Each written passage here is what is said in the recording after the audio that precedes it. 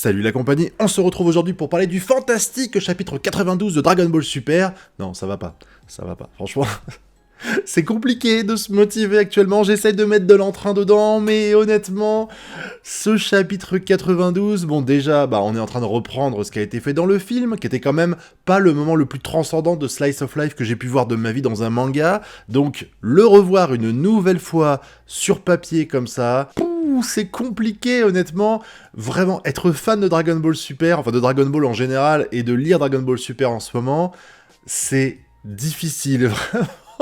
La vie des fans de DB depuis un sacré paquet de temps, elle est compliquée, en tout cas, c'est mon point de vue, ça se trouve, vous kiffez à mort ce qu'on est en train d'avoir, mais là, la répétition du film en manga, c'est clairement, je pense, un des pires trucs que a pu faire Dragon Ball Super depuis le début, et pourtant, ils en ont fait une sacrée chier. Après, ça veut pas dire pour autant que ce chapitre-là pue la merde.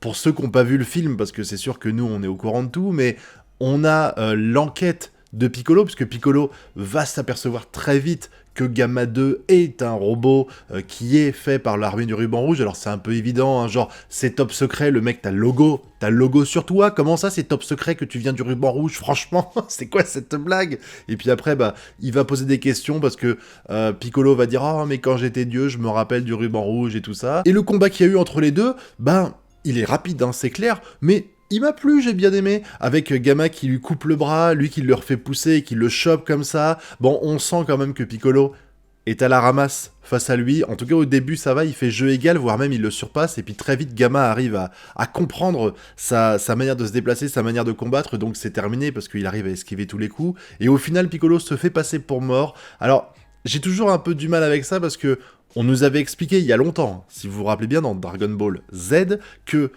si on volait, on pouvait pas masquer son ki. C'est pour ça que, par exemple, quand Freezer arrive sur Terre, ou même quand ils sont sur Namek, Gohan et Krillin, ils expliquent qu'ils doivent se déplacer sur Terre pour pas être repérés.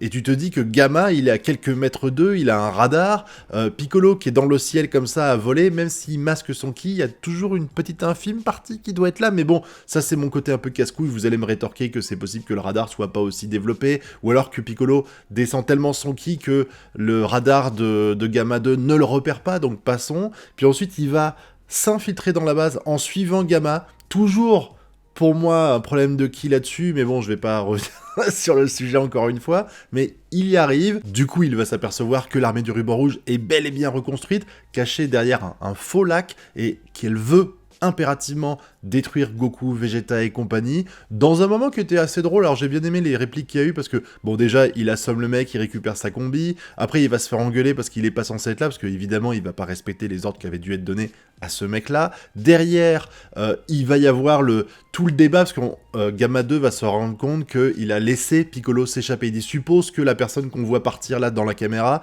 c'était Piccolo, ça se trouve, elle t'a suivi, elle a infiltré la base. Bon, on sait que c'est vrai, donc c'était marrant qu'il s'en doute lui, même si Gamma 2 a l'air quasiment sûr de lui que ça n'est pas le cas. Et on va découvrir que Cell est de retour, enfin, pas vraiment de retour, mais que son descendant a trouvé les affaires qui sont en rapport avec la création de Cell, et qui va en faire un nouveau, beaucoup plus fort, beaucoup plus puissant, tout ça, mais que contrôler son cerveau, c'est compliqué, donc il faut attendre un petit peu. Le chef du ruban rouge, là, il a pas l'air super d'accord. Lui, il veut impérativement le libérer le plus tôt possible, mais pour l'instant, Gamma 1 et Gamma 2 font le taf, en tout cas, c'est ce qu'ils pensent, les deux zigotos, et donc il est vachement inquiet, le petit Piccolo, du retour d'un hypothétique Cell ultra puissant. Il va donc s'envoler vers la tour Karim pour récupérer des haricots magiques en vue du futur combat qui va avoir lieu, et il va avoir une phrase qui m'a un peu choqué, c'est quand il explique que compte tenu du combat qu'il a eu avec Gamma 2, il estime que leur niveau est à peu près au même que celui de Vegeta et Goku. Alors, c'est peut-être moi qui ai eu une mauvaise traduction à ce moment-là, mais waouh! Imaginez Gamma 1 et Gamma 2 sont au niveau de Goku et Vegeta quand ils sont en full power, sachant qu'il a vu Goku en Ultra Instinct à l'époque, je peux pas y croire. Je peux pas y croire, donc je me dis que c'est peut-être la traduction que j'ai vue qui est pas encore... Si, c'est l'officiel en anglais, qu'est-ce que je raconte, c'est l'officiel. Elle est pas bonne, c'est pas possible. Je veux dire, est-ce que vous imaginez un seul instant que Gamma 1 et Gamma 2 soient au même niveau que Goku et Vegeta ? Non, je pense pas. Surtout que derrière, on sait que Cell va débarquer et qu'il est beaucoup plus puissant que Gamma 1 et Gamma 2. Donc, ça voudrait dire que lorsque Gohan va se transformer et l'affronter, spoiler alerte, hein, désolé, ça voudrait dire qu'il est beaucoup plus fort que Goku et Vegeta. clairement, et c'est inimaginable. Bon, on va pas parler encore une fois des cohérences de scénario et de combat dans Dragon Ball, parce que je trouve que déjà Dragon Ball tenait pas forcément la route sur tout, et c'est pas grave, on sait pas ce qu'on lui demandait, mais putain, DBS est aux fraises quand je vois ça, aux fraises. Alors heureusement, il y avait des passages intéressants, comme les petits moments drôles qu'il y a eu avec le soldat qui se rend compte qu'il y a Piccolo qui s'envole, il fait « Oh bah tiens, c'est un oiseau », les mimiques de Piccolo, de Gamin et d'eux et tout, c'était assez drôle, avec toujours le délire en mode BD quand il frappe, quand il affronte Piccolo, Gamma, et qu'il y a des kaboum qui apparaissent sur l'écran et tout, comme c'était le cas d'ailleurs dans le film. J'ai trouvé ça rigolo, mais ça n'empêche que ces petits passages qui essayent de rendre les choses sérieuses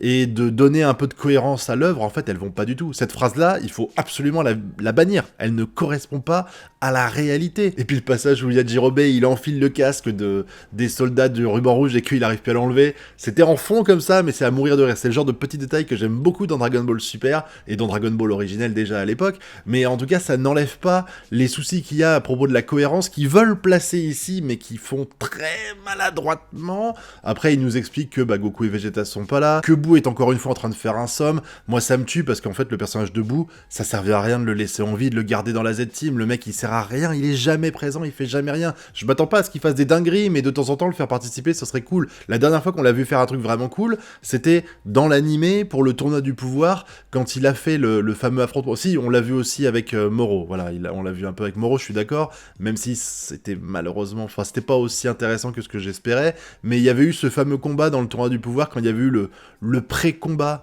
entre l'univers 7 et l'univers 9 de mémoire, dans lequel il avait participé, et j'avais trouvé ça cool de le revoir, mais vraiment ce personnage-là, il est pas du tout exploité, alors que c'est sans doute un des plus puissants qui est actuellement dans la Z-Team, soyons clairs. Pour moi, il est au-dessus de... En tout cas, à l'instant T où j'en parle, là, il est au-dessus de Piccolo. En tout cas, la Terre est en danger, et il y a personne d'assez puissant pour affronter cette menace, puisqu'ils expliquent, genre, c'est Karim qui dit « Mais tu penses pas que Gohan, il serait capable de le faire ?» Ouais, évidemment, on sent bien que c'est ce qui va se passer, puisque c'est écrit depuis le début. Il y a eu déjà le passage avant où Piccolo disait à Gohan « Oh, mais il faut que tu t'entraînes, tout ça, tout ça. » Là, c'est un peu pareil. Et puis, on a le passage où Bulma, elle essaye de contacter Goku et Vegeta pour dire « À l'aide, on a besoin de vous », et où, en fait, ils sont tellement en train de s'entraîner que ça nique l'appareil, le bâton de Whis, il est dans les buissons, enfin, il disparaît, enfin, il est trop loin de lui, et on s'aperçoit que Whis, il va pas recevoir l'appel de Bulma parce que, c'est sur son bâton, et que son bâton, il s'éloigne de lui pendant le combat qu'il y a entre Goku et Broly. Alors, c'est toujours cool, j'ai l'impression que le combat de Goku et Broly est peut-être, ça fait longtemps que j'ai pas vu le film, un peu plus long que dans la série, enfin dans le film. Peut-être que on aura des choses un peu plus détaillées là-dedans. Je sais que déjà, le chapitre précédent, j'avais en mémoire un peu plus le film, et je me souviens qu'il y avait pas mal d'ajouts qui étaient intéressants, et là, peut-être qu'il y en aura, même si au final, à quoi ça va servir? À rien. Par contre, le seul intérêt de ça, et j'en ai déjà parlé à plusieurs reprises, c'est que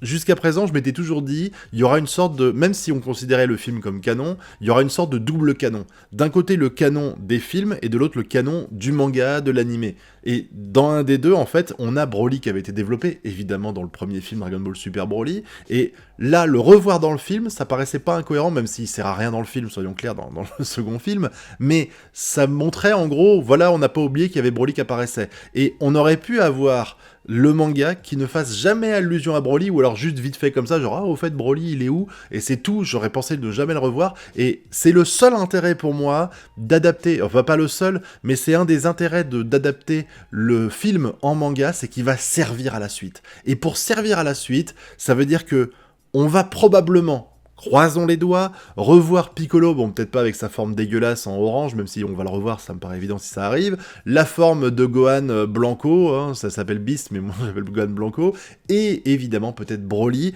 c'est pour moi le seul intérêt de tout ça. Canoniser dans le manga, et pas uniquement dans les films, les personnages de Broly et les nouvelles transformations de Gohan et de Piccolo, pour qu'on les revoie plus tard, parce que ça voudrait dire que on aurait une Z-Team avec du Vegeta, du Goku, du Piccolo, du Gohan et du Broly qui serait au niveau. Et c'est ce qu'on demande depuis un sacré paquet de temps, c'est faire en sorte d'arrêter de faire juste Goku et Vegeta. Alors je sais que c'est un peu hypocrite, parce que quand tu regardes la fin de Dragon Ball Z, il y a que du Goku et du Gohan éventuellement qui est au niveau de Goku grâce au truc qu'a fait Rokayoshin sur lui, parce que j'aime pas... on n'utilise pas Gohan Ultimate, oulala, c'est sacrilège, c'est pas le bon terme, mais ce que je veux dire, c'est que il y avait déjà que pour Goku et Gohan, depuis l'arc Cell, clairement, Vegeta, Trunks et tout ça, ils sont aux fraises, donc avoir que Goku et Vegeta, en fait, c'était la continuité logique de Dragon Ball Super, même si aujourd'hui, on demande un peu plus on demande un meilleur teamwork, un meilleur travail d'équipe, comme on l'a vu dans plein d'œuvres actuellement. Donc, les voir ensemble, c'est cool, et peut-être que ça peut envisager quelque chose de beaucoup plus intéressant pour la suite, avec une richesse plus importante au niveau des protagonistes qui peuvent participer au combat de façon intéressante, parce que faire participer Yamcha, Tenshinhan et Chaozu pour arrêter des prisonniers, sérieux... À quel moment on en a envie, ça? À aucun moment. Donc, dans l'arc Moro, c'était vraiment une purge, ces passages-là. Donc, vraiment, c'est le seul espoir que j'ai pour la suite. C'est le fait que on se tape peut-être cet arc-là qui est pas terrible déjà en film, mais qui est encore plus chiant en manga, parce qu'en plus on sait ce qui va se passer, et pour que derrière ça ait un intérêt de faire revenir sur le devant de la scène Gohan, Piccolo et Broly. Donc voilà, c'est le but. J'espère que c'est pas pour rien qu'ils font ça, parce que le nombre de fois où DBS nous a fait espérer des choses que finalement on n'a pas eu, on peut même plus compter sur les doigts d'une main tellement ça arrivait souvent. Donc croisons les doigts, même si j'avoue que mon enthousiasme et mon espoir pour ça s'est amoindri au fil des chapitres de Dragon Ball Super ces dernières années. On verra bien. J'attends que vous me donniez votre avis sur tout ça dans la zone commentaire. Est-ce que vous avez aimé ce chapitre-là? Est-ce que vous pensez que ce que je dis peut arriver? C'est-à-dire qu'ils remettent sur le devant de la scène des personnages qui jusqu'à présent ne sont plus à niveau par rapport à Goku et Vegeta?